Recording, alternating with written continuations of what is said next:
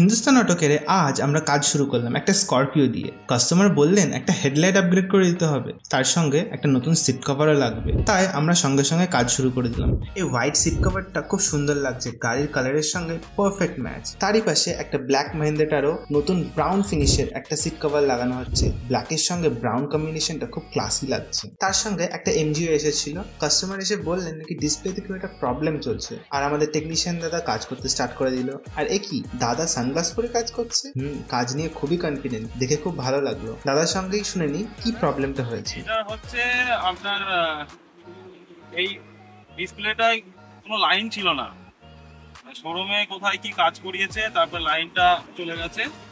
উনি এবার ফিরে এসছে আমাদের কাছে, একটু টাইম নিলাম, দেখলাম, দেখে একটু ভিতরের রিপেয়ারিং এর ওয়ারিং এর কাজ ছিল, সেটা করে ডিসপ্লেতে আবার নতুন লাইন চলে এসছে।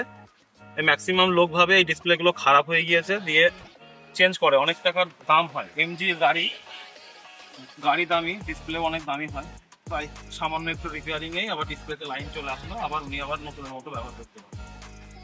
আর এরই মধ্যে আমাদের নতুন হেডলাইটেরও ফিটিংটা কমপ্লিট হয়ে গেল, দেখতে খুবই ভালো লাগছে। আর হিন্দুস্তান অটো কেয়ারে খুবই একটা ইন্টারেস্টিং মডিফিকেশন হয়েছে।